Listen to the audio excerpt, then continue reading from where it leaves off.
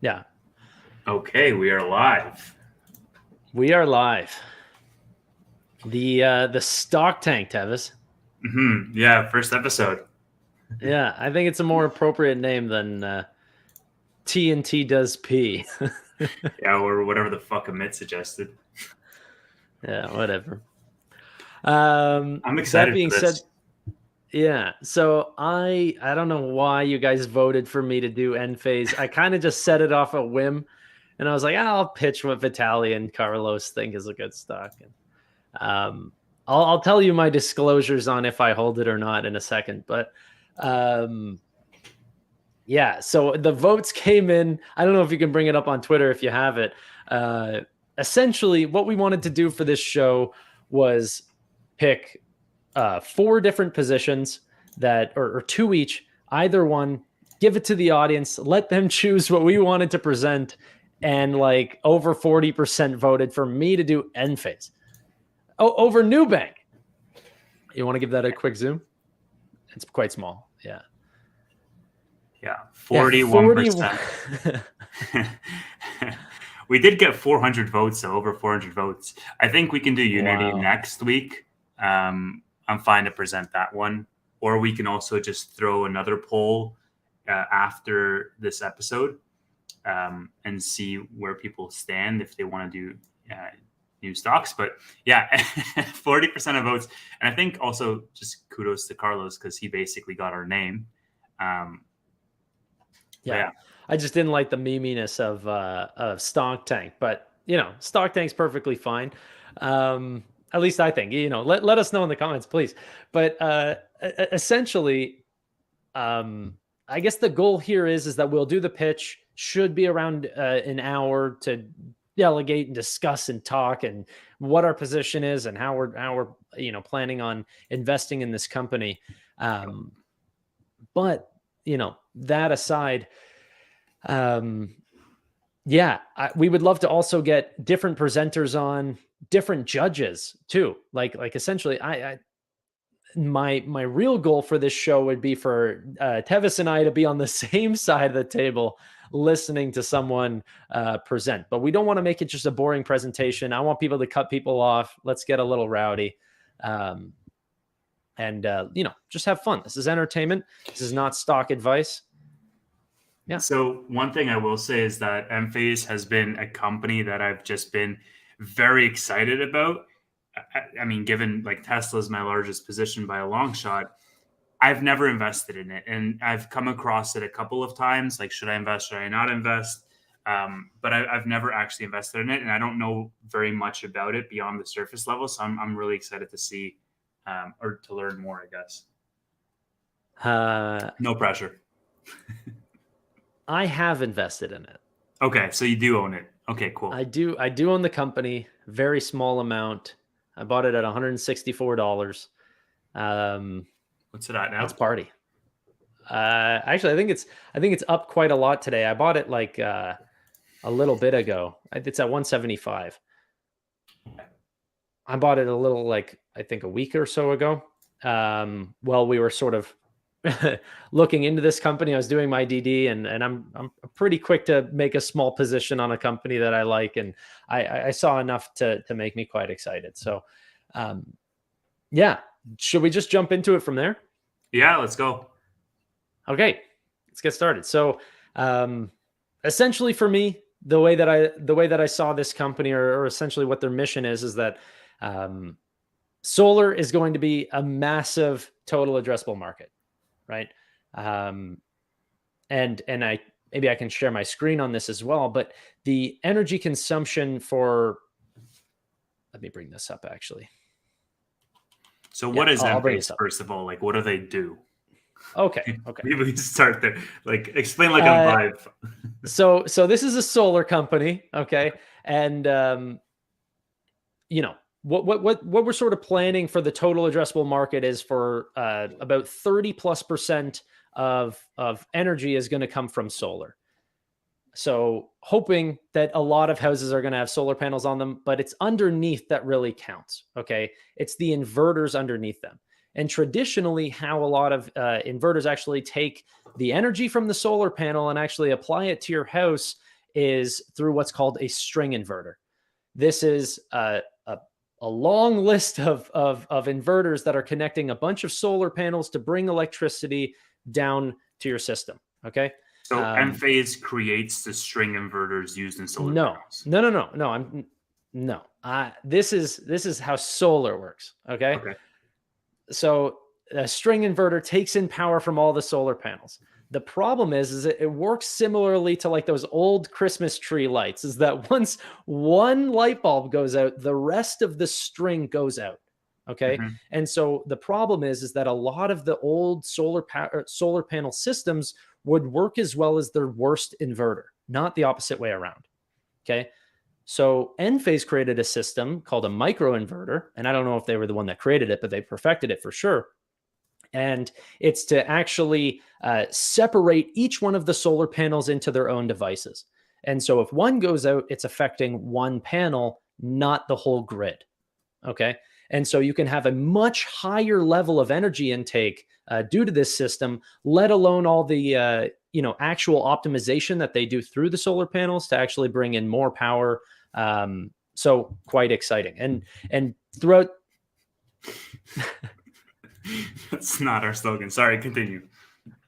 Yeah. You just found that funny. So essentially, um, you know, this So is a okay, so yeah. basically we were on the string inverter model, and you have this domino effect. If one goes out, all of them go out. And then Enphase creates or manufactures these microinverters, which isolate the panels so that if one goes out, the entire grid doesn't go out. Yes, correct. And in fact, they also do a lot to actually optimize the power, bring in much more than what they hope for. They're making these panels smaller, so continuously optimizing on their costs, and it actually shows once we go through, their cost of revenue is that they're actually getting more efficient at doing this and not less. So There's not a whole lot of margin compression in this industry because it's really a duopoly between two different companies that owns what's underneath these panels. And so the rates are actually getting higher. We'll talk about gross margins and stuff like this, but so essentially, they're a hardware company, and then the microinverter is their main product. sure, sure. It's a But question. It's a question. yes, but they are now becoming a software company. Okay. Um, Okay. they've been acquiring a lot of companies to sort of, and we'll talk about each of them, but essentially also become sort of in a way like the Nest sort of system. They want to be the Internet of Things, but more of the energy of things, right? Having a system that controls all of the power on your grid, where to apply it, how efficient it's being, and then you can monitor your system, right? Literally talking about having systems where you can have a energy exchange almost with the grid and controlling the selling and buying of energy as well. It's quite interesting. So sort of a two-pronged effect. Now, what I really liked about Enphase is I was looking into them, and we can share some maybe a screen here. Mhm. Is that and here, wait, let me take off this dark mode because it looks crappy. It's a very customer centric focus. Okay. Um, Here, let me bring it back to just the thing. So also, I wanted to talk on this as well. They also deal in storage as well. So they started with the microinverter. This is getting the power in, right? Then they also started dealing in the actual storage of the batteries, which, due to a lot of regulations in California, is actually becoming a more prominent product than the actual microinverters because there's new things with how much they can actually buy and sell this energy with the grid. So there's been a switching of importance to actually battery storage and keeping all that power for yourself, so you don't have to buy the extra from the grid. So maybe we can just like before we just for me to get an idea, what percentage of their revenue breakdown would you say is hardware versus storage versus software? As a percentage, let me see if I have Well, that just number. roughly for me to get a ballpark. Is it like 90-10? Is it 60-40? Like what are we looking at? I don't think I have that statistic. I have for example, the yeah, so you're looking at probably a 2010, or sorry, a 20-1 on inverters to storage. From what I can see from their inverter shipments versus storage shipments is which is what I have. Like 20 to 1. Yeah, So inverters like a is their focus. 95-5 split, something like that. Correct. Yeah. Okay. That's at least what I can see here. Um, so yeah, it's a smaller business, but like I said, this is the new way that they want to get So into the space, and they're actually quite competitive. okay, so 95-5 assumes 0% for software. Is it correct that they're not selling any software yet? No, I don't think it's safe to assume zero. Like I said, this is a new stock for me, but if I'm pretty sure there is actually software sales, and there's this, maintenance costs along with it, and almost insurance for, maintenance people to come out and service your products. So a lot of their acquisitions actually had to do with connecting the, what do you call it? The, installers to the actual customers, and then the actual ability for what Enphase was really good at was customer service. And so they were Okay. acquiring a lot of these businesses. They've made 4 real large purchases back in 2021, Okay. for essentially, I don't want to call them call centers, because some of them were app based, some of them were call center based, some of them were customer focused on making sure that clients had the best service and the ability to contact those people to maintain those services. So Um, when we say service, we are talking about number one, installation, and then number two, like troubleshooting and any FAQs, like that kind of stuff. Yeah, so installation definitely, or any repairs, right? So Okay, the so biggest thing is that installation. the customer doesn't necessarily choose Enphase most of the time, as far as I understand it. It's the actual installer, right? And Enphase is a very premium product, so there's much cheaper options. So, like I said, the system, Oh, so they're B2B. for the most part, yes, yeah, Got it. Okay, got yeah.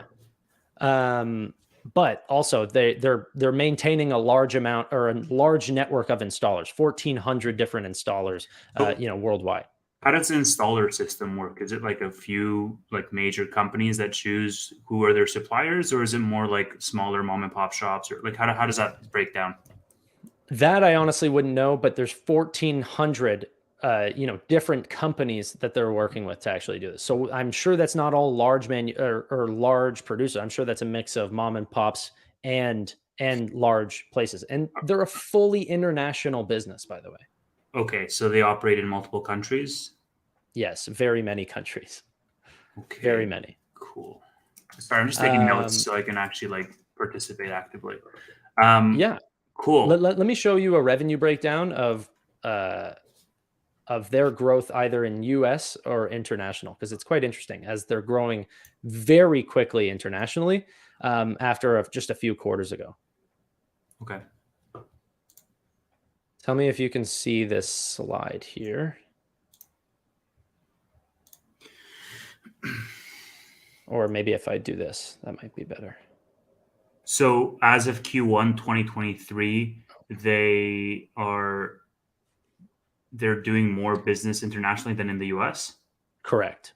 Correct. Why? Do we know And why that is, or it's crazy? I don't. I'm sure Vitaly and Carlos do. Like I said, this is not my wheelhouse. So as a starting episode to start me off, but I mean, I pitched it, so I thought it would be funny. Um, that Eh, being said, once Q1 of 2022 came around, this has been an explosive business in their international side. So it seems as though the revenue in the US fell quarter over quarter. Do we know why that is? Is it just like is there seasonality? I would assume so, right? In solar, Well, the installers would just I'm just spitballing, right? But like the installer would buy um I they can only sell I it would say during yes. It's seasonal. okay, so was it seasonality then why we had that dip in revenue, or like what would be the reason, or do we not know in the US based revenue? Um, I I can't make any predictions. From what I'm looking at in their trend, is that they don't have another spike down in Q1. They haven't had a drop in the U.S. Market, or since this one quarter. But this is why I find Enphase to be such a good buy right now, is that whenever this quarter actually came, Q1 of 2023, the stock dropped by 25% in a single day by people being disappointed by their earnings. But the problem is that, well, that too, right? So let me. I'm just looking at the comments. How would interest rates affect them? Solar is extremely expensive, and so it's actually the main part of SoFi's personal loans as well was solar financing. So a lot of people are saying that the interest rates climbing is a reason why people can't afford to actually transition over to solar just yet. But then Okay, again, so I find it, international is also having that problem as well. But right, but Enphase is B2B. So what you're saying is the domino effect. Like if I as a consumer cannot afford to, have solar panels on my roof, then the supplier who would have supplied me is not buying as much from Enphase. Is that well, the cost goes to the consumer, so it's not there. It's not that the B2B is just installing it, or the problem is not just at the business level, it's also the consumer level as well. See, the problem is that Enphase is, like I said, the more premium product. Solar Edge still sells these string inverters that is still quite the old style. Now they're getting a lot better, but it's still a much older style than what's happening with Enphase, for example. So yeah, I would say the comments are quite correct that you know it's a financing problem. okay? I'm gonna have to turn off the chat in a second because Amit just got. Or maybe I can kick him. Let's see. Don't kick him. Trying to have a serious conversation here, Amit. Okay, cool. Okay, so far so good. How complex is it to make these microinverters?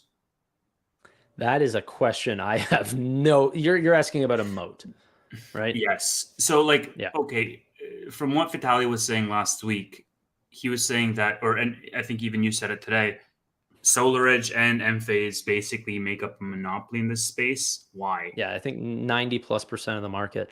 Why? Um, I mean, it could honestly be brand loyalty. Like for example, Enphase, I think they have like a lifetime guarantee or 25-year guarantee on their products. Versus if you have a smaller entrant into the market, a potential mom and pop shop trying to enter the market, the risk to even try out their product would be too high, right? And so going with a brand name like Enphase, for example, is quite easy to do, even for that extra cost. Like, for example, I was looking into the certificates, like who can enter the market. There's a lot of regulation on solar.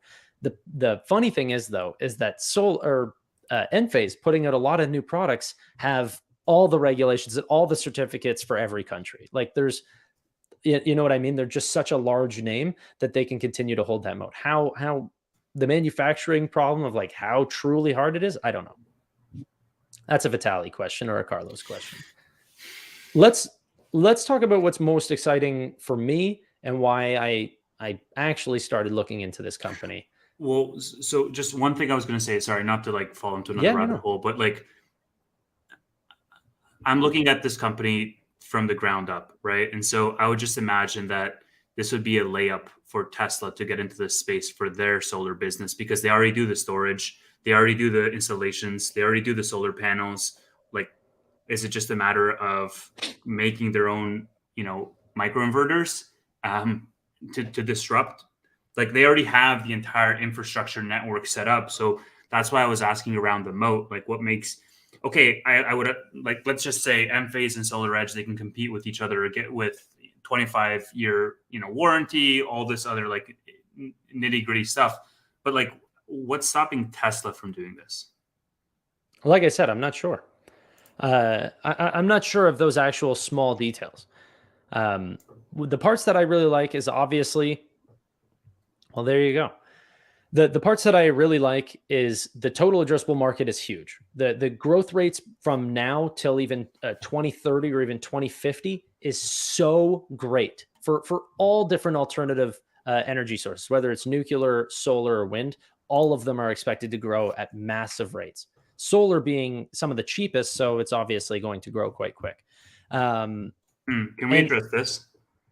yeah, I think Vitaly said something like the microinverter could be copied, but he expects it to take 3 to 5 years to do so. During this 3 to 5 years, Enphase goes to the moon and he sells and retires. But like you see how that doesn't sound like a great moat, because if it is copyable, then somebody is bound to copy it given enough time with a large enough total addressable market, right? Yeah, I don't like for some reason I don't think he said it. Like I don't know. I don't remember that quote or anything like this. I remember from what Vitali said that this is a stock that he's buying at any price and holding for an extremely long time. So um not sure. Uh Sorry, I don't let's want talk to about derail. Yeah, go. let's talk about the profits of this company because this company's Sure. printing. And most excitingly is, and I'm just talking about cost of revenues here. I'm not talking about anything past that. I'm just talking about revenue and cost of revenue. Where is it here? Come on, baby. Okay. Do you see this? Yes. And if this is too bad of a chart, I can just literally, yeah, that's too small. Let me switch it over. I know this is a little bit harder on the eyes. Bear with me, but at least you'll be able to see it. So gross profits have been climbing ever since, like since Q1 of 2021 all the way to Q1 of 2023, just a little 2-year cutout here. Okay.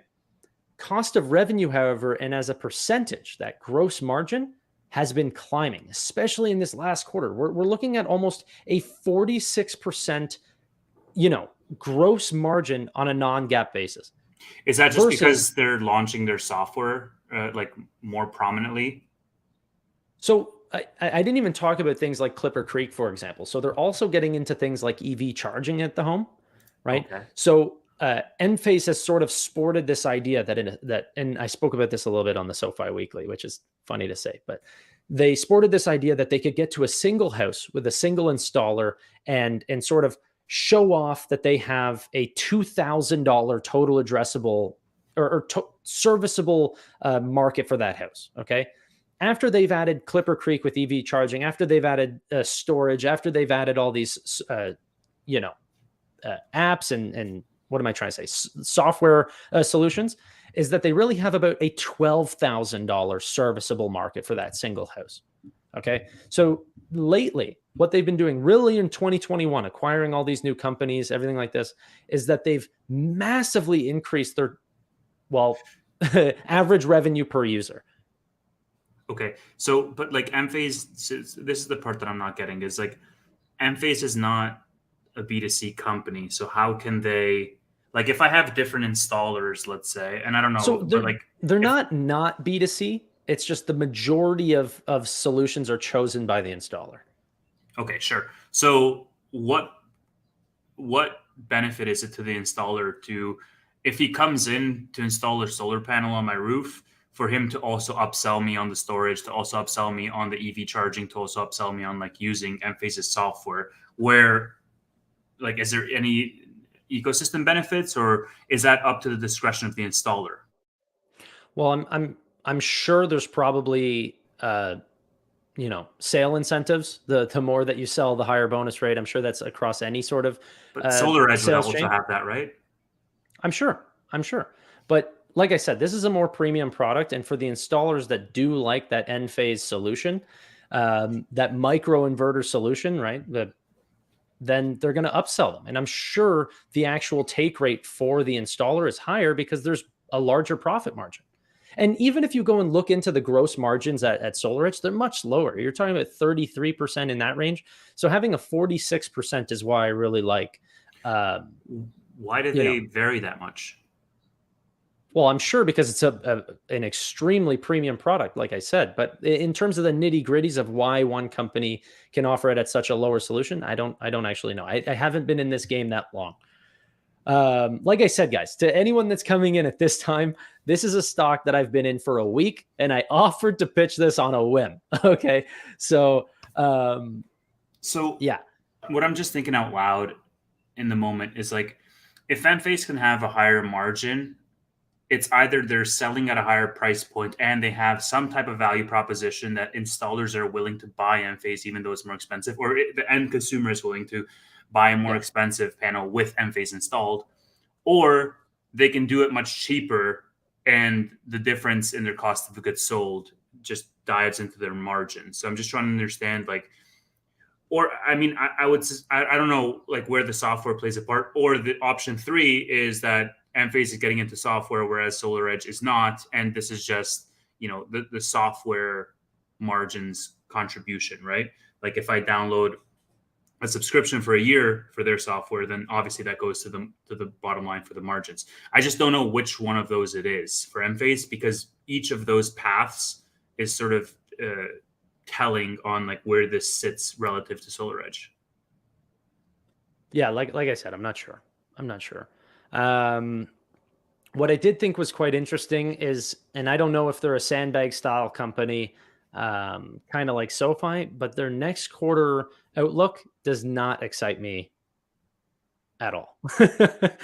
um, on a gap basis, they're talking about bringing in net revenues of 700 to 750 million dollars. Okay, that's right in line with what they did in Q1, if not on the low side. Storage shipments, they said 80 to 100. Last quarter they did 100, so also not exciting. Gross margins 41 to 44%. They did 45.7. So they're thinking a pullback on that. And then operating expenses, once again, just like almost like a similar cookie cutter quarter from Q1 to Q2. Now they could be sandbagging it. That could play a large role into it. But for this unbelievable growth stock, that wasn't all that exciting. It's just a matter of, how that actually ends up playing out. Like a lot of people are saying in the chat, is that this is an interest rate problem. As interest rates go down, the appetite for solar goes way up, right? So, yeah. Okay. Nothing? It just seems so razor thin that it's like on interest rates, right? Like if this is a premium quality product, then you're probably targeting upper middle class affluent families who would have disposable income, in which case interest rate wouldn't even be that much of a deterrent. But I think they're selling so much and they've become such a large name that they're trying to sell past that just affluent They're going mid industry. market. Yes, exactly. And then that is where the interest rates do make a difference.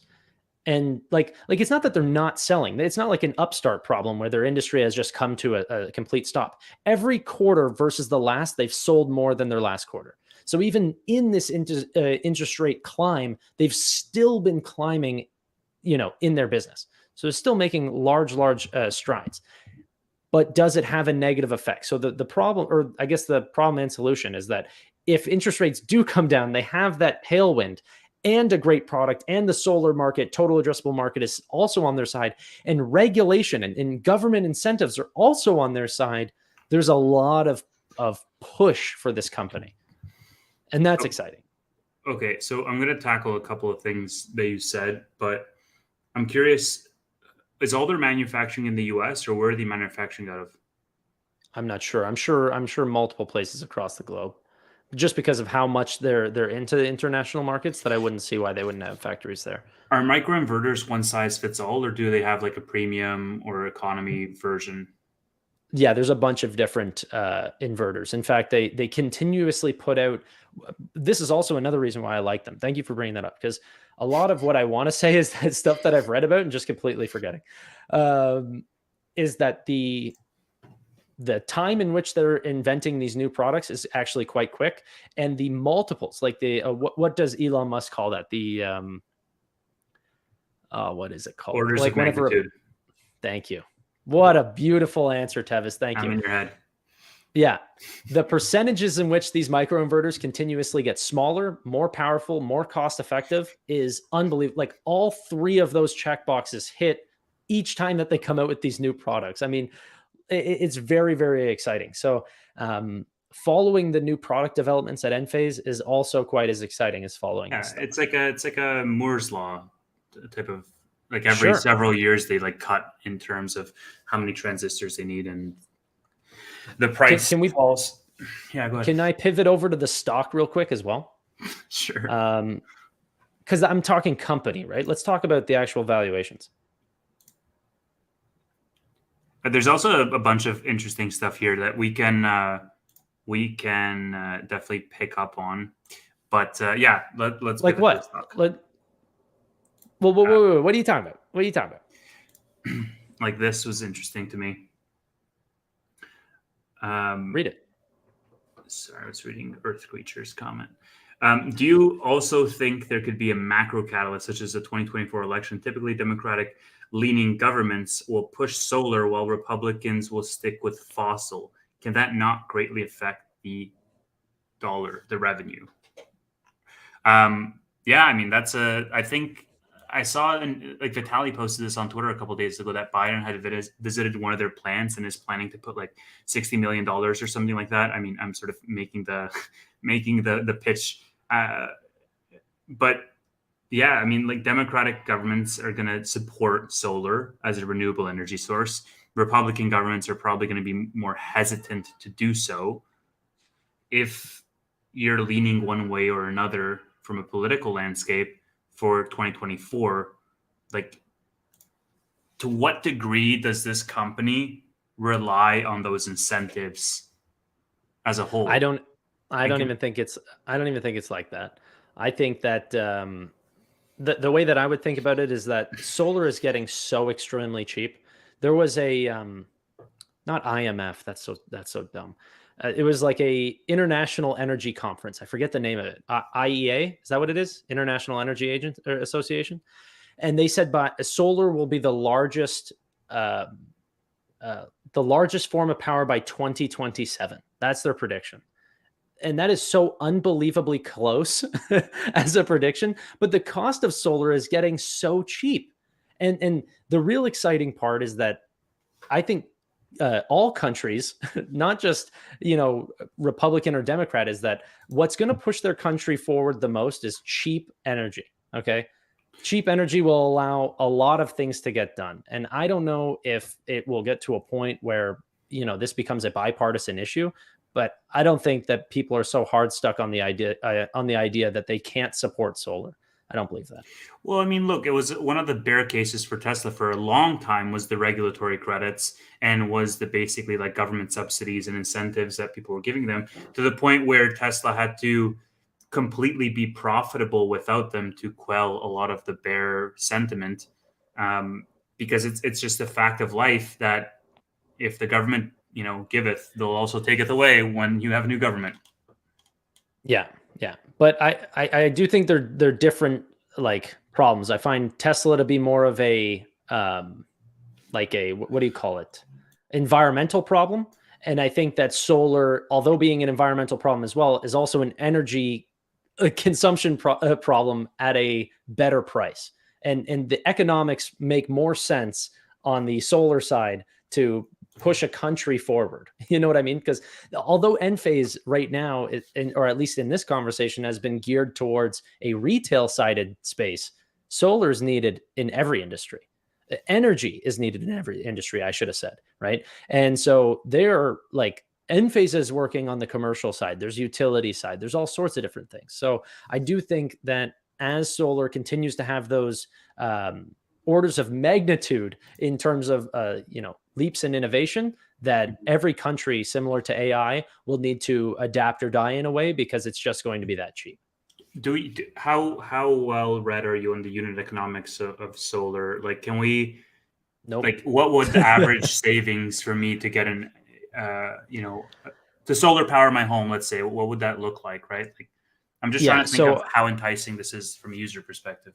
I remember there used to be this thing that Tesla used to do with solar, or Solar City used to do it, I think before Tesla acquired them, that I remember reading about, where they would take the bill for your home, your energy consumption for your home, and then lower the cost by like 10% and then finance the solar out in as many years as they need it. So you Yeah, would be it's really cool. incentivized as to get a 10% cheaper bill on your energy, and then pay it like a mortgage for the solar panels on your home. But Enphase can't even do that though. It's like it's up to the installer to do that. Yes, but you don't know what their sales incentives are. So I'm sure they have a reason to push that product. Like I know in my industry, I can sell whatever financial product I want, but each individual company will come out with all these different promotions and different things to push their fund over another's, right? So But like, like, okay, so even in your industry, right? Do yeah, you have preferential treatment to one supplier or another? of course, of Okay, course. so I guess that's like, I can sell whatever I want, but only one company sponsors my license, and I guarantee you I sell them 90% of the time. well, so You where I'm know, going with this is like trying to determine what a moat is. Like, first of all, uh, microinverter companies versus rest of world. Like, why can't Tesla disrupt this company? Let's just say, and then like that's on a macro moat, and then on a micro moat, try to figure out what is the moat that they have over Solar Edge, and if they have 10% more margins, then why can't they just undercut the hell out of the competitor and just cut them out of the market? Like, if so, that's what I'm trying to get at. Um, sorry, Dex's comment got me. Okay, it's not okay, true. I'm not going to put up a screen. Okay, Um, good. so that's what I'm just trying to understand is just like if they have incentives that will force you to go with Enphase versus Solar Edge, then how is Solar Edge still competitive in the market? Because Enphase has higher margins. Yeah. So, okay, wait. So, what do you mean? Explain. Just because a company has a higher margin, that doesn't mean that they have a business. You're looking at the chats too much. No, I'm saying like, so for example, Tesla has higher margins than Ford. When Tesla lowered prices at the beginning of the year, Ford suffered disproportionately to Tesla. Tesla might have suffered because they were making like break even for every car, let's say, Hmm. but Ford was losing money trying to keep up with that cost because it doesn't become comparable for me as to why I should buy a Ford versus a Tesla because on a one-to-one basis, one is way cheaper than the other. That argument is amplified when you go B2B because the installer doesn't really give a shit what goes inside the panel. They'll install a piece inside the panel and they'll keep the extra, gravy on top as their margin, right? And so my point to you is if the margins are much higher for Enphase, how is SolarEdge so much more competitive when you talk about incentives to installers? This could be manufacturing cost differences. There's so many other ways that to get a better margin than just a sales incentive. You Ooh, know, maybe we can talk about this too. well, I can't speak on that. Um, but yeah, of course they do. I don't know many manufacturing companies that don't. Okay. Um, let's bring up the stock real quick. So, uh, this is the stock. It's doing quite well, and in fact, obviously, because it's a solar company, you can find any sort of uh, high ranging solar companies that if you look back anywhere, like even 2018, this was a $5 stock. It's now $175. Like you could barely even see it on the screen. Um, wait, I think I'm stuck in a loop here. Bear with me. Okay, there we go. Oh, I But I think. wanted to talk. Sorry. Last point. I promise. Yeah. This is also an interesting comment, just to bring up for context. SolarEdge focuses more on commercial, and Phase focuses more on residential. Like that, I think would make sense because they play in different spaces. Yeah, Um, they even play in different spaces in terms of products as well. Like uh now from what I know, although Solar Edge does sell a lot of string inverters, I think it makes up about 40% of their sales or even less. And the majority of their products sold is power optimizers. Um, Wait, why which why why are people still using string inverters when it takes down the whole grid? like I said, it doesn't take like that's a great sort of example is taking down the whole grid, but essentially it makes the whole grid less efficient. That's a better way of putting it. But the truth is from what I understand, they're Just the much cheaper. cost? Yeah, cheaper. Yeah, Okay, yeah. let's go back to this. Sorry, go ahead. Um, this stock, The second I start looking at these sort of things, what I found is that their PEG ratio, like any good growth stock, is extremely low, about 1 time. So a bunch of people would say that this stock is actually quite expensive, but over the long term, over the next 5 years, this market is still expected to boom. They still have very exciting compounded annual growth rates that are going to push them to a PEG ratio of about 1. And obviously, like a market cap, like Vitaly always talks about how, there's still a large amount where they could grow into this industry. This is not a $1 trillion company that's asking to be, you know, 5xing from here. And, people can say that they're going to run into some problems with scale. They are very cash positive. So if there is any sort of, problems like that, their total debt to equity is 135%. So, lot there. They don't offer any dividends, anything like this. What I also found quite exciting, though, is held by institution at 80%. And although this company is still super old, held by insiders at 2.5% is actually still quite exciting. A lot of people, really like this company in terms of insiders. And then you might say held by insiders might lead to a large amount of stock-based compensation. But give me 1 second. Let me bring that up. So I can dig into a couple of questions around the actual numbers themselves. In terms of management, who's the CEO? How long has he been there? And is he the founder? So from what I remember, let me bring it up, but I'm pretty sure he is not the founder, and some large investor actually came in and replaced the he's been the CEO since 2017, and he was replaced by a large investor named TJ Rogers. Okay. TJ Rogers sort of came in and fixed this company around, from what I understand. Okay, and so they do still have debt. They're profitable though? Enphase, yes. Yeah. Okay. Yeah, Enphase is profitable. PE ratio of 48 times right now. Forward PE of 30 times. But large, like growing quite fast, obviously. What was their most recent revenue growth percentage? Year over year, I'd need a second because I don't have it up. I do quarter over quarter. That's the way I like it, unless the company is extremely cyclical. Yeah, you can't because there's seasonality, right? Yeah, but that's how I look at it. They went from 440 million to 726 million dollars. So Almost double. like, what is that? 80%. What? Almost double, 80%. What is that? Yeah, probably like not 80%. Bear with me as I just bring it up. The problems Sure. with being live. And then I also wanted to talk about outstanding shares really quick, just while I have it up. Enphase, while the stock has been dropping into the 150s, has also been aggressively buying back shares. So for the past, like, really, wait, where is it? About 3 years or so. Yeah, there it is.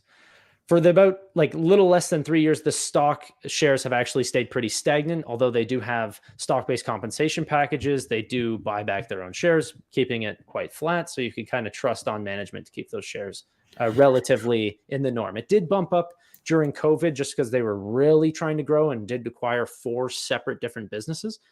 But yeah. While you do that, I'll try to recap a little bit of what we've been talking about. So some of the bullet points for long Enphase so far that I've heard, knowing nothing about the company, is that there's macro tailwinds in solar growing over time. Margins are up 45% and growing with the introduction of their software. It's basically I did want to mention, however, because we were talking about the software and the installers, is that some of the things that they do, like whenever I said they had 1,400 installers, they acquired this company called SoftX Solar Graph, okay, which essentially came with 700 solar installer bases, which are under their employ. So they sell Enphase, essentially, right? So solar installers that they were essentially acquiring a business to acquire. So basically, Enphase is the Galileo, and this company is like the SoFi. What do you mean? Tell me the connection there. Enphase is the B2B provider of the microinverter, and then they bought an installer that exclusively sells Enphase stuff? Yeah, I mean Galileo didn't acquire SoFi, so I didn't quite get your. Semantics. Um, Yeah, so yeah. the So installer they bought exclusively sells Enphase stuff, or does the installer also sell other shit too? I'm not sure if they sell other stuff. They acquired this company. It came with a whole software platform that helps them create reliable and predictable buying experiences across all of their residential solar markets. Came with 700 plus solar installer base. Um, they also gave them tools that allowed for permitting, third party financing, post sales support, homeowner proposal generation, stuff like this. All just they're really getting into the software game along with bettering the customer experience. Gotcha. And that's exactly why we're doing this, is just sort of show you how we sort of break down companies. And that's why I was willing to do an Enphase thing. It's not like my expertise, but it's you know the beginning stages of how I'm looking into this company. So context. I don't know if I should say this on camera or not, but context behind the scenes. Tanner was Tanner was like, dude, like you got to be like more upbeat for these videos. You have to like start conversation, smile, like you can't. And I was just like, okay, cool, got it, got it, got it. And then for this one, he's like, I want this to be, combative. I want us to. And so now I'm just like fucking just grilling, but also because like this is interesting and I don't like I've been interested in this company. Like I feel like you're gonna get a chance to grill me if we talk about any of my stocks next week, which is gonna be Yeah, fun. Unity next, right? Yeah, sure. I'd love to do that. Yeah, so just going over while I'm in their acquisitions right now, they also like the company that was actually making these EV chargers was a company that they acquired. So they acquired a whole new style of manufacturer that got them into a new product base. And there's so many other products that they could get into in the energy sector. Um, that's the really exciting part, right? It's just a massive market. Um, Do we know TAM for the market, just roughly? yeah, let me bring up, where is it? I have so many tabs open. Here it is. So biggest risk for Enphase stock price. I would say that like so far, and I don't know, like this is something for me to do more reading on, but like so far, I think that I haven't really heard any real moat or any real um, protection around like someone like a Tesla or somebody else just disrupting them. There doesn't also seem to be any real moat between the overlap in SolarEdge and Enphase other than specific discounts or promotions that they might give to installers. So like that's one thing that I found that was definitely negative. Like the margins are great and the fact that they're profitable is great and all that stuff is great. But like if you're looking at them as a company to say, okay, what is their sustainable edge? If it's like we've patented these microinverters and then nobody can actually make them in the same model, or we've done something specific on the tech side, then we might be talking, right? Because you get into this licensing model discussion. But for me, so far, the biggest risk right now is not so much the valuation or some of the financial metrics. It's really what is the differentiating factor that sets this company apart in their space. We also have a Enphase, more of a professional that might want to jump on if possible. I'll send him the link. And then that way they can give us a little bit of these spicier answers that know these sort of things. People want like the 100% pitch. So it's like, you're in the wrong show, my babies. That can't. That's not going to work on this show. Get That's get my it on thing. the fintech frenzy. Okay, let me show you some total addressable markets here. I've Are they got two coming? different slides. Did you send them the link? I sent Oh, them the link. Did you get them? Are they here? yeah. No, they're not here. Okay. Can you see this well, or maybe I can? Oof. Okay, so funny enough, this comes from SolarEdge. Okay, so I took this directly from SolarEdge, who not just talking about where the actual energy is coming from, but just energy consumption in general is expecting to double till 2020 or 2035 and more than triple by 2050. Okay. So energy consumption as a total is going to be going dramatically up. If I could zoom in over here, and the electrification of different areas, electric car penetration is less than 1%. They believe it'll get to 20% by 2030, 86% by 2050. Heat pumps installed, which is another massive market that we're not quite in yet, is 180, about to be 600, then, That's 1.8 billion.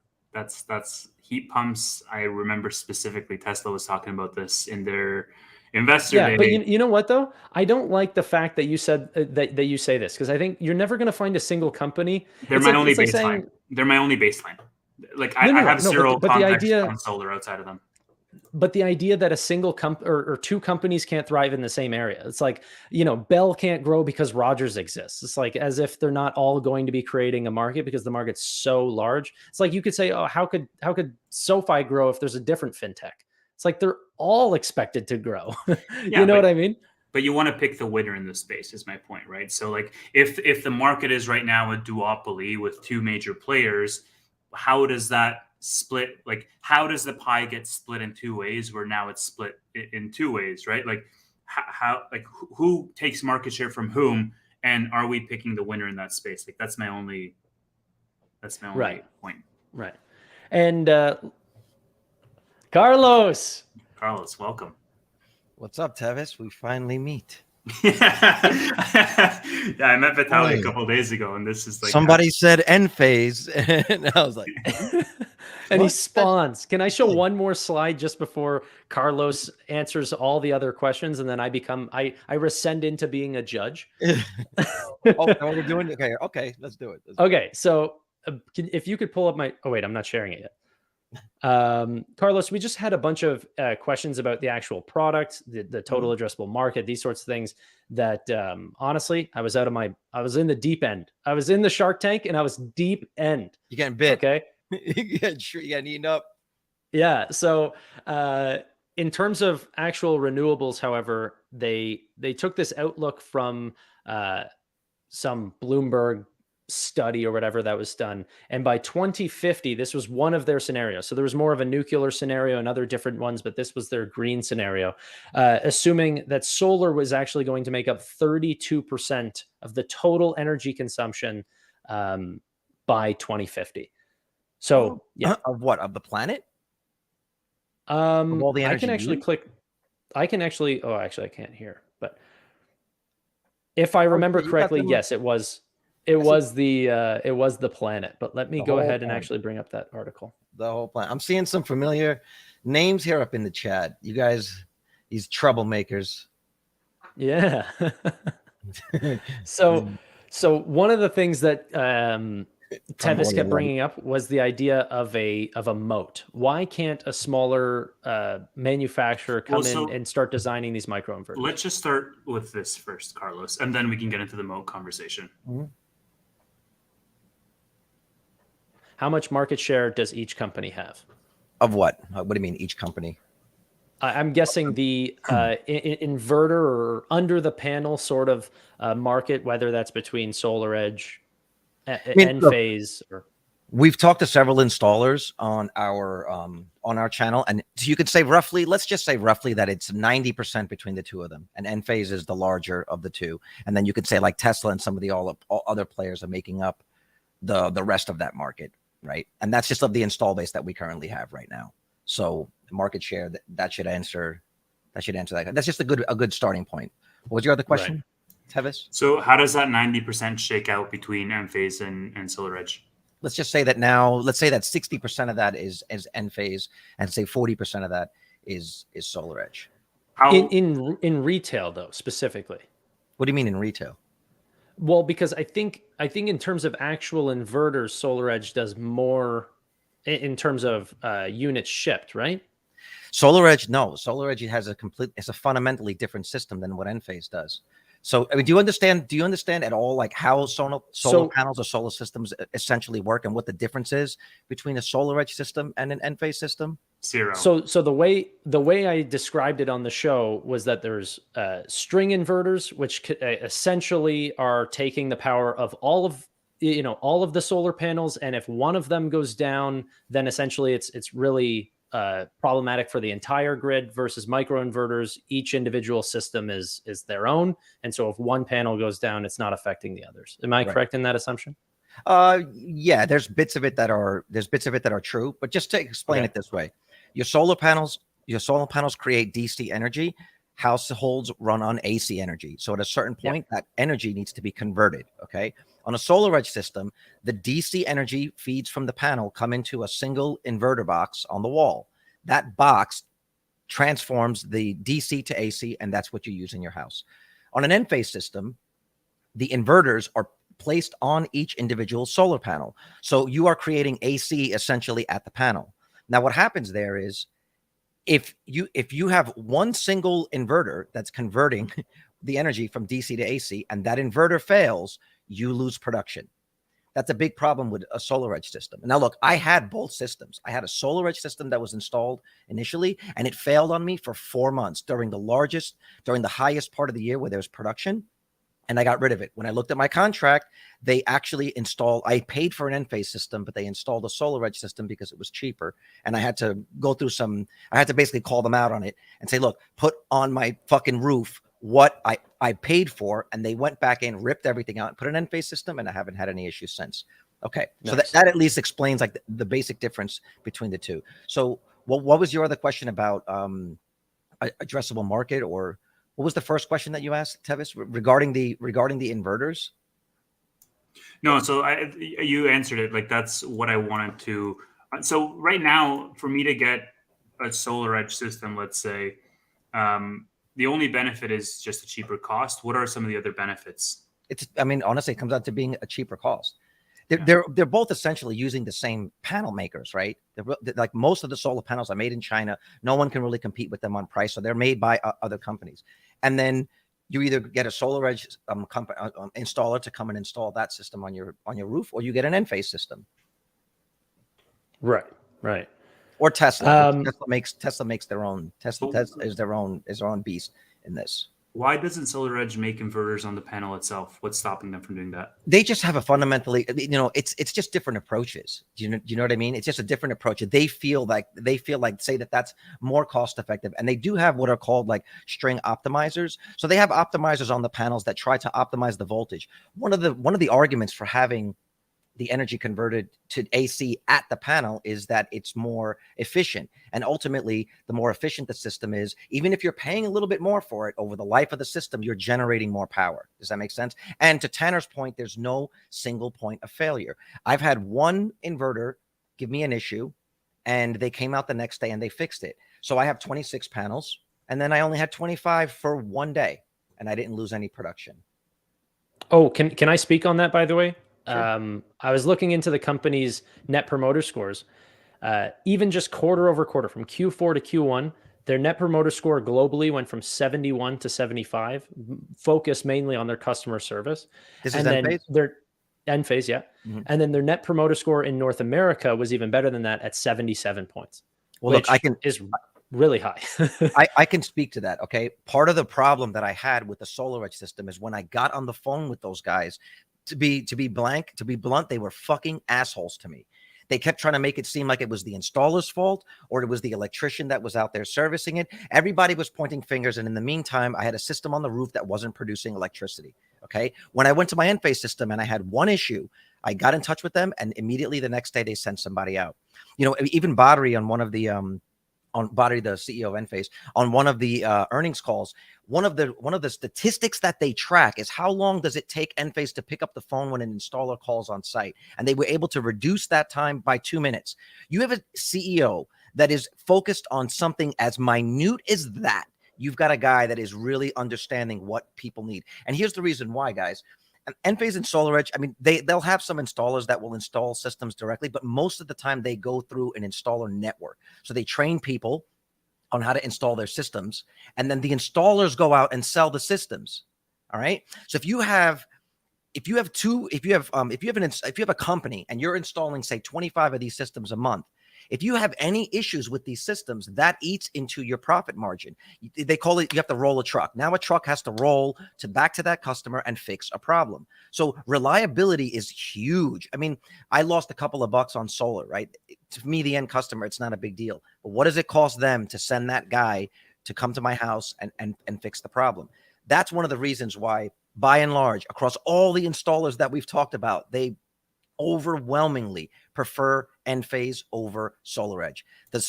And they justify even the higher cost, the higher install costs, because of the reliability. The other part about it too is like Enphase has a 25 or 30 year warranty on the systems, and if you're an installer, they'll pay you for your time. They're so confident in their products, they will pay the company, the installers that send the guys out, and they'll pay them an hourly rate to fix the problem. And that's not an industry standard. As far as I know, with SolarEdge, no. The installer that installed my SolarEdge system paid an electrician out of pocket to come to my house and basically fuck everything up for 2 days, over the course of a week while they were figuring out what was happening. And once I got the Enphase system, it wasn't an issue anymore.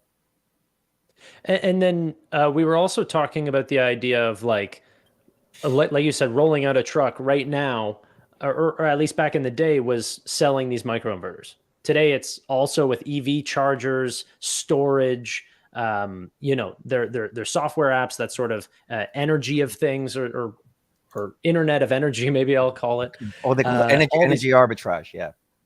Sure. Where basically, if you have what that means in a nutshell is, if you have a battery, say with a 25 kilowatt hour capacity, and you only need, say, 10 of that for your daily operations as you overnight. Well, what you can do is charge the batteries during the day when energy is free, and sell it back to the power grid when energy is more expensive. So you're basically making the difference. You're making a few cents per kilowatt hour that you send back to them, and it leaves you enough energy in the battery that you can sustain yourself overnight. So I was doing a little. Yes. Go ahead, Tevis. Go ahead. Oh, okay. I was going to ask as well, because I was reading up and I was talking a little bit about this, but I'm not well read in it. So there was a little bit of a regulation change in places like California.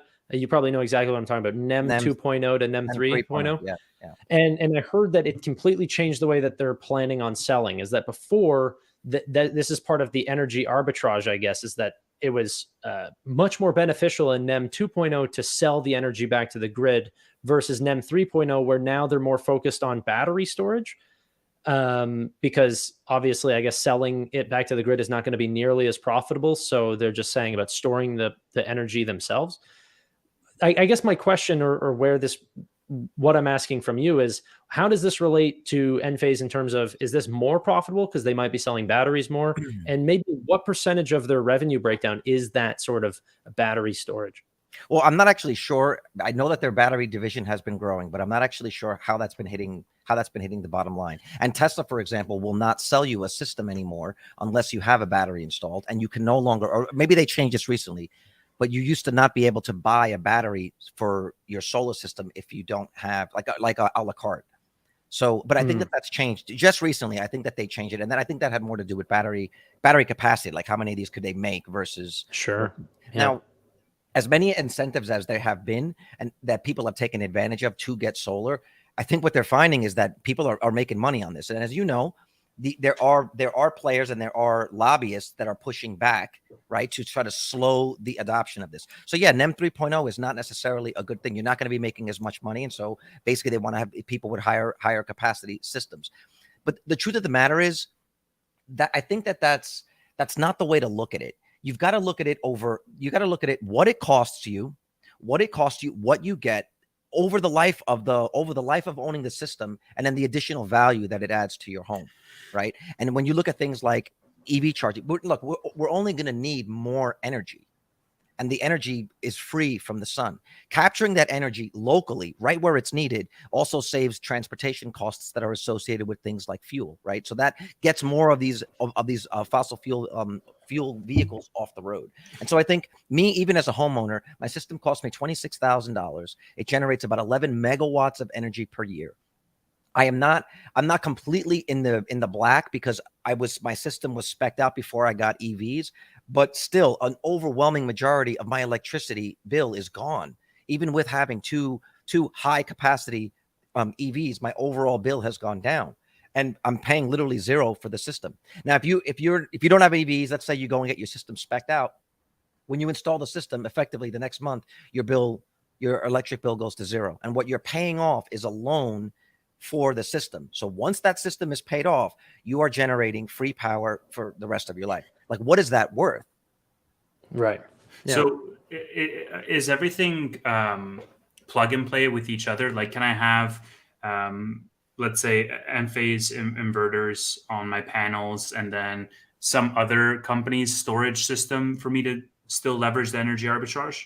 Yes, one of the other companies that we spoke to at length is a company called NeoVolta, and they actually make a really good battery that will work and play with whatever system. But more and more, it's kind of like, could you have, like, I have an EV, I have a Tesla, and I've had other chargers, right? Like companies that make other chargers, and they work. But there's something about, like, if you're in the Apple ecosystem, yeah, you could have an Android phone and kind of use iTunes and whatever. But when you have the whole system together, the total experience is greater than the sum of its parts, and so that in itself becomes a moat where you don't want to leave the ecosystem, because you have the one Enphase app that just tells you everything, right? Do you want to have 2 or 3 different apps that don't necessarily talk to each other? And I'm pretty sure that some of the advanced features, like say energy arbitrage, might not be available if you don't have the full system.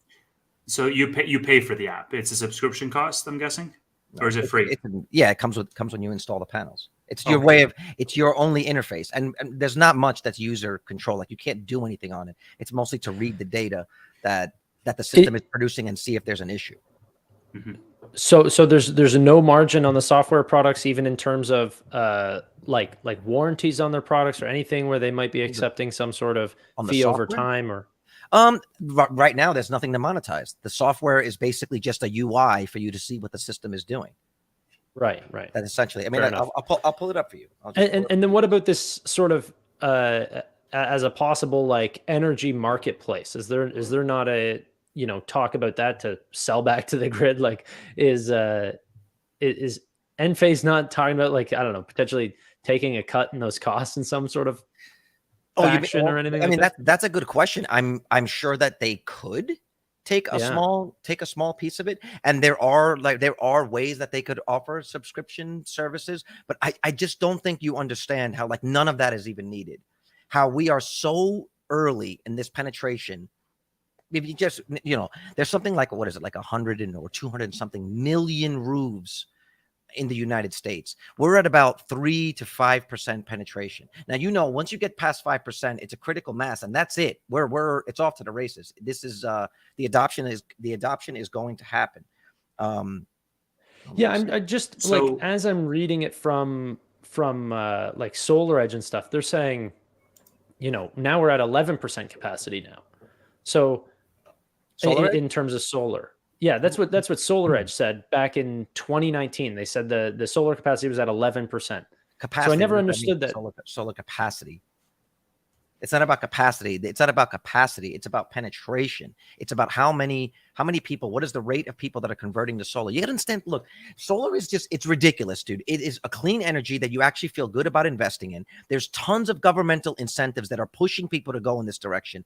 And you have something like the entire fucking EV market that is pushing. How many out of every 10 people that buy a EV car, how many of them start looking at solar? Right. That cost of acquisition for that the cost of acquisition for that customer is zero. And when they go to installers to say, I want to get solar on my system, overwhelmingly the installer base in the United States, and this is abroad because we've even spoken to people in Australia. We spoke to the number one installer in Australia. Overwhelmingly, they say fucking Enphase because of that reliability. So it's like, this is such a no-brainer. This is such a fucking no-brainer. And there's also another benefit to it. If you just, as an investor, you've got something that is cyclical, right? You have cyclical adaptation of it throughout the year. So maybe in the winter, people aren't installing systems as much, but around the summertime, people do. So you usually see like, it's a pretty clear curve in terms of, say, revenue and adaptation and customer acquisition throughout the year. These represent really good buying opportunities for you to amplify your gains or to play options. I mean, just as an investor, and obviously we're not giving financial advice, even though the word investing is in both of your names. It's not financial advice. Don't listen to either one of these guys. But it is such a fucking no-brainer. I can't believe that we're still even having this conversation. Now, you can argue back and forth about, Enphase Solar Edge, but the installers are what matter. At the end of the day, people don't give a shit what's on their roof. So can I ask a crazy question? Enphase has their own inverters. They have their own EV chargers. They have their own storage. Why don't they just make their own panels and just close the loop and then just bundle everything together? Too expensive. Because it doesn't make sense to. You're saying, well, why doesn't Taiwan Semiconductor make computers? Why doesn't Qualcomm make phones? They don't need to make phones. They just want to be the thing that's in everybody's panels. They don't give a shit. And they've been working out deals where now they're building the inverters right into the panels now. Okay, now they're building the panels. You can't even use those panels on, say, a solar edge system. It doesn't make sense. You've got this $25 or $30 or $80 inverter built in. You understand what I'm saying? I think the way Vitaly put it was so, and I'm sure you've said this too, Carlos. So I'm not trying to just give him all the credit. I just heard it from him that the solar panel is the commodity. You know what I mean? Like it's like saying, why doesn't Apple go and start mining in some place to actually get certain things? Like, no, you can't afford the labor cheap enough to actually make these solar panels cheap enough the way that China will do it. So they can kind of disconnect themselves from all the labor problems over there and just say, hey, we're just getting these panels. Like, but the other part of it is, what are the margins on a solar panel? Ask yourself, what are the margins on a solar panel? Is it worth going through the trouble to make a tiny fraction of a margin on the solar panel when you can make the majority of the money on the inverter? On the inverter is what matters. Honestly, the panels will continually change, and you can upgrade them over time. This is the part of your system that you can just upgrade over time. Right now, my panels are 375s. You'll have 400, 425. They'll get more efficient over time. You don't want to be in that business. Think about the inventory. Think about holding all of that product. It doesn't make sense. And then you're going to compete with China, that is the world's greatest mass producer of things. It doesn't make sense. Let them go and make all of that stuff. Let them worry about the technology. Let them worry about shipping these things all over the freaking world. And all you got to do is develop these tiny little inverters that do the job, that are perfectly sealed from the elements and have a 25-year, 30-year warranty and almost never fail. It just makes a lot more sense. So one of the things that I disagree with you on the idea that everyone is going to need solar or anything like this. I think the capacity does matter, and the reason why I say that is that, for example, if the grid, if the larger services can start using solar at mass and bring down the cost of energy, larger services, can you expand on that? Like the energy and utility companies that are actually servicing the grid. It doesn't matter whether they're getting that energy from nuclear or fossil fuels or solar. If they can bring the cost down of energy, which is essentially why we want solar, right? Is it's potentially maybe the cheapest new form of energy. Is that if there is a capacity that the grid could offer, then that means that people's energy bill could go down. And that means that the $26,000 that you spent on solar is not what you're going to like. The average person I think it's cute that you think that they'll ever lower prices on anything. They have to. So no, they don't have to. That's the thing. They don't have to. No. That's the market. I disagree. No. The abundance of energy will force the price to get lower. But they're never gonna pass along those savings. I mean, it's they're there to make money, man. They're not there to give you energy. You have to understand. Yeah, but I disagree. Capitalism always says, okay, that if there's a large enough margin that a competitor can come in and offer that service for cheaper. Okay, but here's the problem. There's only one energy company. It's LADWP in California. That's it. There is no competitor. Yeah, but you're talking about one state. You're talking about one state of one country. That. We're talking about a global problem. But it's Con Ed or it's LADWP. It's just the way it goes. You have to understand something too. They passed a law recently that all new constructions in California have to have solar. Now, the restrictions on it, or the standard of what they consider a solar system, is kind of like considering a hybrid car, an EV, right? But they're still now mandating that these homes have to have solar. You have to understand something too. It is a matter of national security when you distribute the power generation across across a wider area, you lower the risk of having your power grid being taken out. And those are real concerns, especially once you have like AI warfare, I right? It's a agree, lot but harder. it's not the concern of the average user. I agree that if you're affluent, you already have multiple EVs. Like in this, you're a very affluent person Uh-huh. that you can afford to place yourself to sort of take yourself off the grid. Most of the people don't have that kind of money and are supplied, But the cost is normally. zero. I This don't is think such we'll a ever see a fallacy. time Such where a fallacy. The cost out of pocket is zero, bro. I didn't pay any money. They come to my house. They tell you what the system costs. The price of the system only dictates how long it's going to take you to pay it back. The bill that I got every month was on par or a little bit lower than what I was paying monthly in my electric bill. That's part of how they work it out. So if I'm paying, say, $250 a month for my electric bill to the company for the usage, I'm now paying $200. I think it was $191 a month.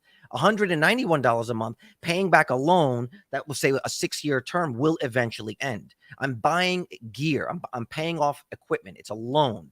I am not paying for the energy that the system is producing. And after 6 years, I'm done paying that bill. And that money goes back in my pocket in addition to the credits that I'm getting, which you're right. They were more before, but I'm still actually making money on this. So it's paying for itself. It's like you buying a home, no money down, putting someone in there, renting it, and then they're paying your mortgage. You didn't come out of pocket. You're not out of pocket for any of this stuff. all I'm saying though is not every house. I don't think that the per roof penetration matters nearly as much if we have things like solar farms, for example, that can supply multiple houses at a time. I do actually believe that the capacity is much larger than like Yeah, for but example, like what SolarEdge is saying here is that it's over 11% in 2019. I'm not saying that it's still not investable because I right. am in this stock, but I'm just saying Which one are I you don't in? think it's at like sorry, Which stock are you in? Enphase, Oh, okay. the one that we're covering. No, I thought you were going to say SolarEdge because you were talking about SolarEdge. No, but I'm sure they have similar data. I'm just using them because they had we were showing off the graphic on the screen. So, Carlos, let me ask you this because one of the people commented asking, Yeah, "What so is?" you actually are getting some good questions here. Yeah, and we can pivot to questions too. But somebody asked earlier around the election in 2024 and whether you think that that's going to change anything with regards to subsidies and incentives if you get a change away Just say from it, dude. You're saying if Trump wins, is he going to fuck me over? basically. That's basically. Look, well, we know that he is not sympathetic to it. Like the guy believes that windmills cause cancer, but the markets. He literally said this. I think he said windmills cause cancer. But that's. But he's also a huge fan of Elon Musk, right? So he's also like he aligns in a certain way with Elon Musk, and Elon Musk is going to help push this. Like even if say people are lobbying against it, we have passed that 5% penetration. It's only a matter of time at this point. And if you're a long-term investor, you might actually want them to slow it down a little bit so you can get the massive share count that you need for when this thing's $300, $400, $500, $600. Like this is not fucking around. What if you really think we're gonna be like you said, whatever, 2050, like 20% of the energy? Like, do you really think we're still, say, 100 years from now going to be generating our energy by pumping black liquid out of the ground, spending all the money to transport it, refine it, and then burn it and put it in the atmosphere? It's not going to happen. Yeah, no, I get that, and I'm bullish on the macro aspect. The other question that I had is like, and you sort of touched on it a little bit, like if the microinverters is where the money is, where the margins are, what is the special sauce of Enphase that somebody cannot replicate? It's their technology. They're just like they are just innovating on top of innovation on top of innovation. Here's the thing people don't know. You think if you have solar power and you don't have a battery, for example, then when the power goes out, you feel like, oh, I'll be fine. Like I can run my system all day and during the day. No, that's not actually the case. There's a shutoff switch that you have to install because your system is connected to the grid at all times, right? So what happens is if you're connected to the grid and if the grid goes down and they need to work on the grid, they need to shut the solar systems off so that you're not energizing the grid for the people that are working on it. They have versions of inverters that can trick the solar system to think that it's still getting the feed from the from the grid. So in other words, your solar system needs to get a certain constant voltage from the grid to know that it's safe to operate. Enphase inverters have an ability to trick the system so that it can work for you. These are just tiny little things that Enphase can innovate on top of, including shrinking the form factor, just even inefficiencies of that. Less moving parts, a smaller form factor, it can fit better. That means it's cheaper to produce. You can get more out of the same materials. It's cheaper to ship. Do you understand? There's so many tiny little advantages. It's kind of like trying to say, what's Tesla's single advantage over other companies? It's just sort of like a company-wide thing. And it's, again, you can't sleep on management, man. These guys are fucking killers, man. They know exactly what they're doing, and they're focusing on the right things. Another thing that I do like about, say, Enphase, that, you know, we get into when you talk about, say, SoFi, you talk about Palantir, they're not a divisive company, like, politically. If you are a guy that likes numbers and you want the numbers to make sense, you want to be able to trust in your PE and your price to sales, and you want to trust those figures and not have these black swan events that come out of nowhere, whether it's like your CEO acting like a dick on Twitter. You don't have to worry about that with this company. It's very much by the book. These guys are just in there to go make money, make the best product possible, and they're focused on the right things. And the fact that they are dealing directly with installers, that's the moat. I used to work for an alarm company when I was in a previous life. So I would install burglar alarms, fire alarms, camera systems. To this day, that company still uses the same company. They still install the same systems. Why? Because you've trained everybody on it. All of your inventory to fix products is all the same.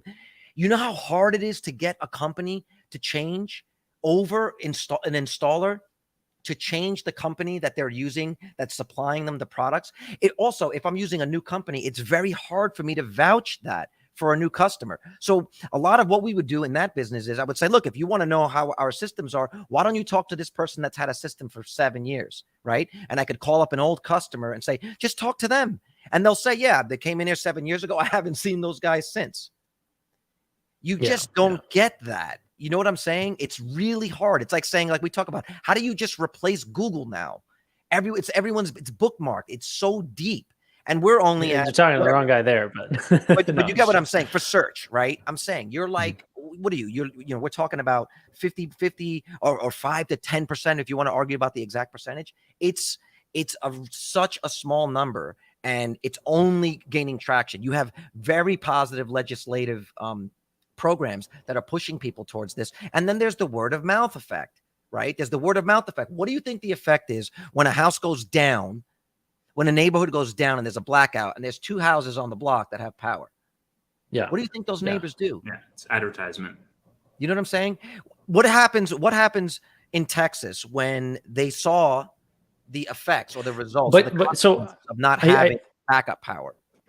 I do want to, because I had a conversation with Vitaly on this, and I disagree with that idea that like Enphase is going to be the topic of conversation. I really do think that if you saw the lights on whenever the power goes out, that solar will be the thing to celebrate there, and not the panel that's underneath it.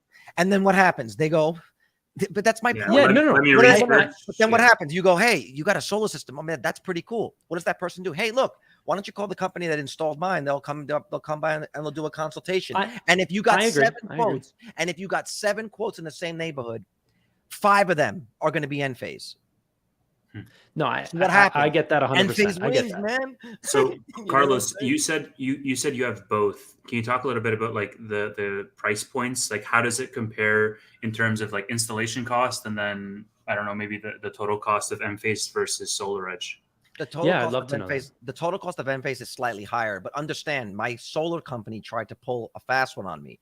They were shysters. They sold me an Enphase system and installed a SolarEdge system. So, but let's just say it's 10%. Let's just say that an Enphase system is 10 or 15% more expensive. What's the point? When you consider what is the value of not having downtime? What is the value of not having your family sitting here sweating balls when it's middle of the summer and the AC went out? You know what I mean? Or in the wintertime if you have no power. What is the value of that?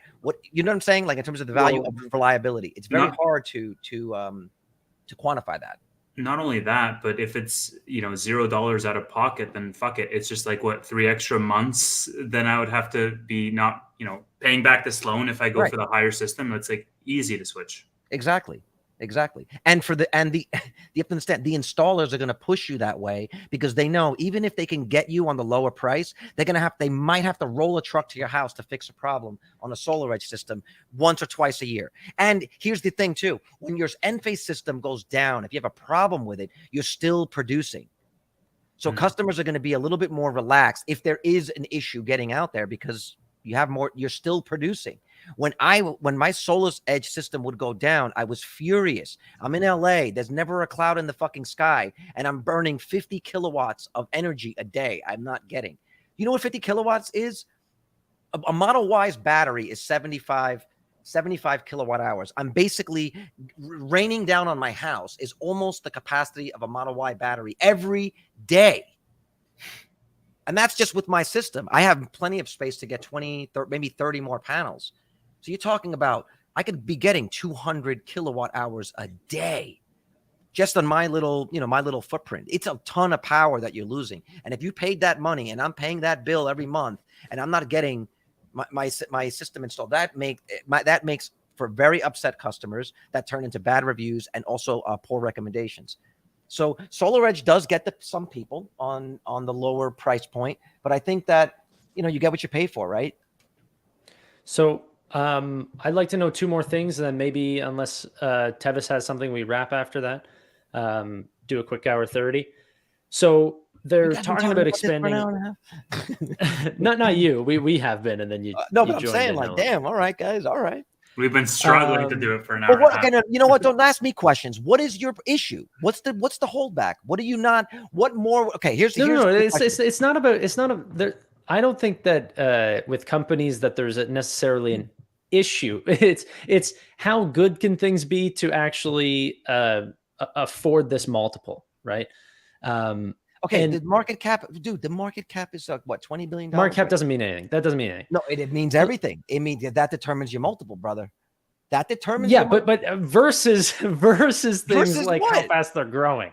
Okay. Well, I'm a growth investor. I care about the growth rates. And yeah, but I mean, what's Palantir's? Look, Palantir's market cap. I'm not investing in that company either. But here's what understand what I'm saying. The market. Okay. Sometimes I feel like there are some investors that are a victim of their own intelligence. You see some things and they don't make sense, and what you do is you miss the art. Right? If you're too focused on the numbers, think about this. The market is giving Palantir yes, that is insanity. Palantir's made $5 last quarter. Okay, made $5, and they have a larger market cap than Enphase because of the AI play, or Amit would come up with a million reasons. So I hear what you're saying. Like, yes, but but what about the numbers exactly lining up the way that I'm saying? But the market is giving them. Is in that sense giving them a much higher multiple than a company that is proven, that is the leader in their field, who you understand exactly what the market is. I mean, we haven't even talked about commercial, right? And you're talking about EV charging. You're talking about even commercial EV charging, right? They have so many places that they can expand, and countries around the world that they can expand. And because of the fact that that they've embedded themselves with the installers that actually sell and maintain the systems, it's just another layer of protection. It's another layer of protection from them, from these market forces, and the legislative benefits that they're giving people to adopt this. So I got to wrangle you because your energy is crazy right now. You're solar powered here. So what are they getting into next? Okay, in terms of products, because I know that heat pumps have been talked about. I know that all these different things, and like even getting into EV chargers, I don't think that people are expecting that through acquisition. Well, they did it. They acquired Clipper Creek. No, I know. I'm saying, but like, what is next? Well, I think you hit the nail on the head. I think HVAC. I think eventually it makes sense for them to start. I think it makes sense for them to start making products that actually are more efficient to leverage the energy that you're already creating. I mean, Tesla's hinted at this for a while. The Model Y heat pump is incredibly efficient, way more efficient than the Octo valve was. So it does make sense for them to start getting into those products, whether it's heating, heating and air conditioning, and other types of equipment like that. Now, the margins on that probably are not going to be as great, and that does add an extra level of complexity. So I don't think that we'll see it for a while, because I think, like I said about management, they are focused on growing the existing business that they have now, and expanding and essentially crushing competition. They want market share. And I think that that's a smart move, because if you have a company that's trying to grow by expanding too fast, they might lose sight of what it is that's making them successful, right? And so for me personally, they don't actually need to do anything for, say, the next 3 to 5 years in order for them to continue to be successful and have whatever it is, revenue growth 50%, 40% year over year. Why did growth slow down? And now we already got, I think, the answer, but I'd like to know your answer. Why did growth slow down in the United States for revenue last quarter? Well, okay, what does have an effect are the rates, right? Because people are taking out loans in order to purchase these systems. And so the rates do have an effect somewhat on the adoption of it. But the other part of it is cyclical. It is cyclical. So you might find people or not, you might find customers in say May, June, July, August that you won't find available for you in, say, at the end of the year, because there is still a bit of the sticker shock. And let's be real, at the end of the year, Thanksgiving, Christmas time, do you want your house? Do you want people on your roof installing when you've got family coming by and Christmas time? Do you really want to? Well, so I just probably not. I don't see that in the numbers though. Q2 is not a good quarter for them. I just don't see that in the numbers really. Like I'm looking at, their Q4s seem to be some of their strongest quarters.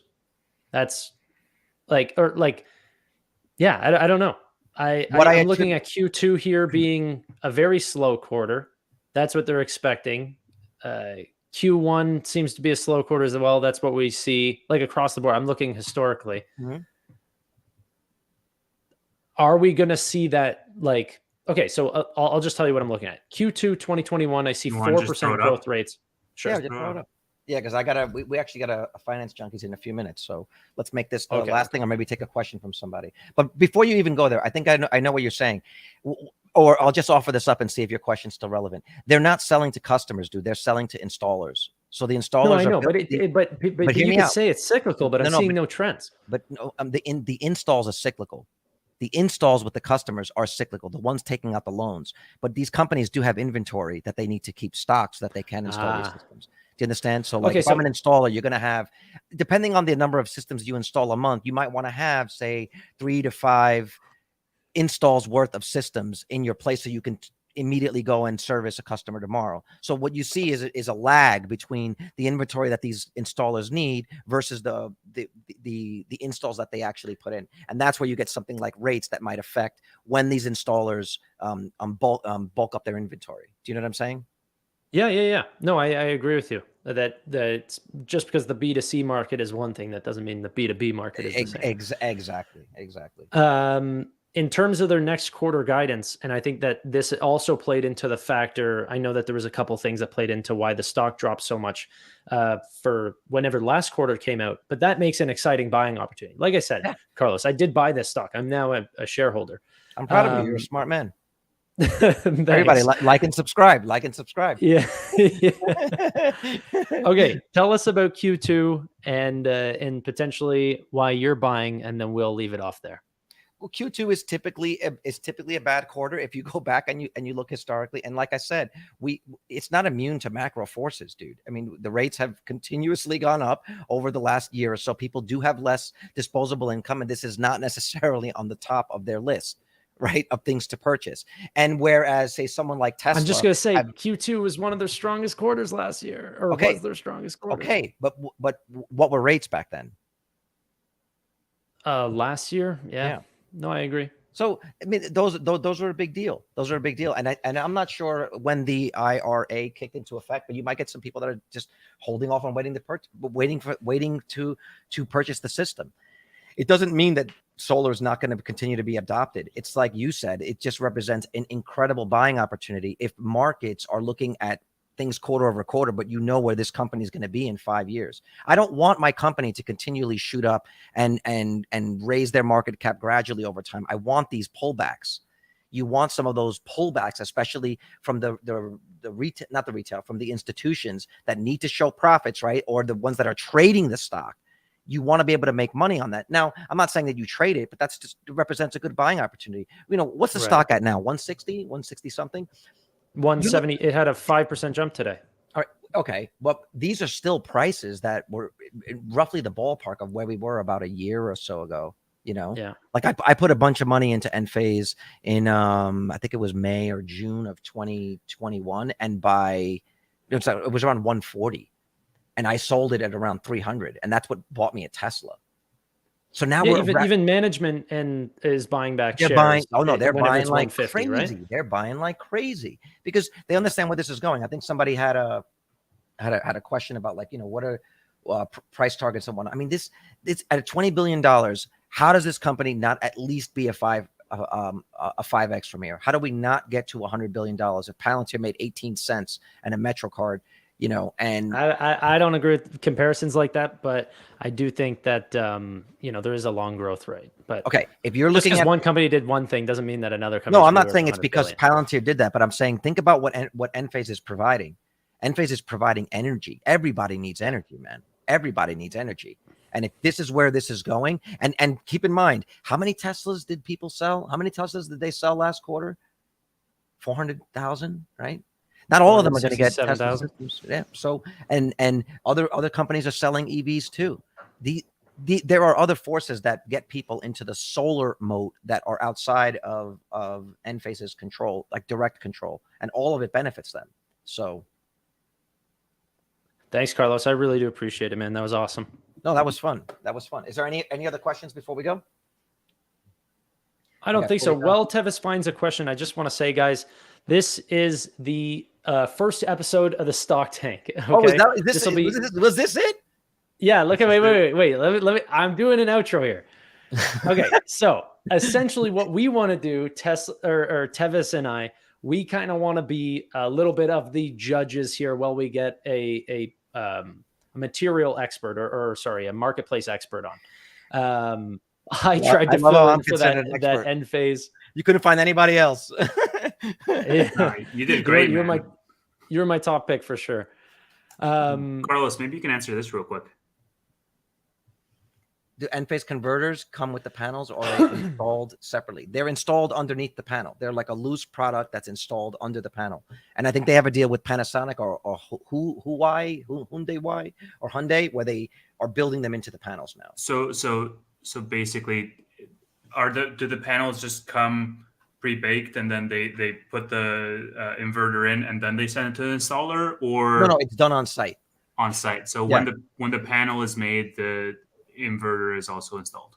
No, when the panel arrives at your house, the Enphase panels, the Enphase inverters come in their own boxes. Yeah, but you can't just, like, a solar panel is not going to give you any energy. It's going to be in DC. You need AC. Yeah, right? I mean, if you try to hook that up, it's like a computer. It's a computer without a power cord. Like it's exactly. Look, I mean, here we'll just go through. Hopefully, nothing scandalous pops up on my. This is the day I got my solar system installed. Okay. Yeah. Okay. I don't like this at all. You're on my live stream. Stop. Whatever. Blank. There's the boxes. Okay. They're installing them. There's the guys up on the roof installing the panels. There's the panels. Went one too far. Okay. Yeah, you're too far now. See that? But yeah, and then that's your finished system. So the Enphase inverter is underneath that panel. It's right underneath it. It's like a small little box. I might have actually taken a picture of it.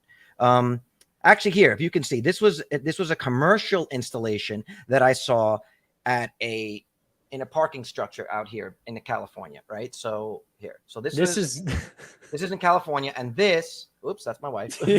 See, this is Carlos. The inverter. That's the inverter. You see it? Perfect. We are now signing off. This was the first episode of the Stock Tank. We're going to get more people like this to pitch us great companies. We're not only going to get other people like Carlos on to do this, but also other judges that might be able to pick them apart as well. And let's see who sink or swims in the Stock Tank. Ooh, I like that. Sink or swims. That's a nice catchphrase. I just came up with that right now. That was good. That was good. So question for you is, if this was the actual Stock Tank or whatever, would you guys invest or no? No, you're a fail.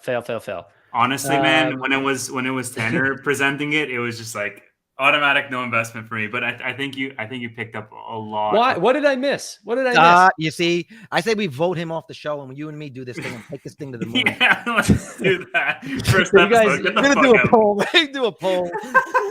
Get rid of Tanner off his own show. There you go. You got one person at least with your There we sales go. pitch, All right, Carlos. Jasper. Jasper's going to be a very rich person. Yeah. Jasper's going to be very rich. Ladies, scoop him up. All right, I got a jet because we got a finance junkies too. But thank you for the invite. It was a lot of fun, and I'm sure we'll see you guys soon. Thanks, See you later. Carlos. All right, bye. All What right. I care about is total addressable markets, large growth rates, gross margins, and what they're taking to the bottom line, how they're treating their investors. And I covered that. Okay. So don't you say no. It's a fake moat saying You did garbage. great. All right, we're gone. Hold on. End the stream. Hold on. Just housekeeping. Do we want to throw up a poll for the No, next stock? no. No. Unity. Tevis No. is doing it. He's going next. Fuck. Okay. All right. I'll do Unity next Monday at 8:00 or 8:15. You have the Unity long thesis. Thank you everybody for joining first episode. Like and subscribe, and that's all. Let us know how we did on Twitter. See y'all.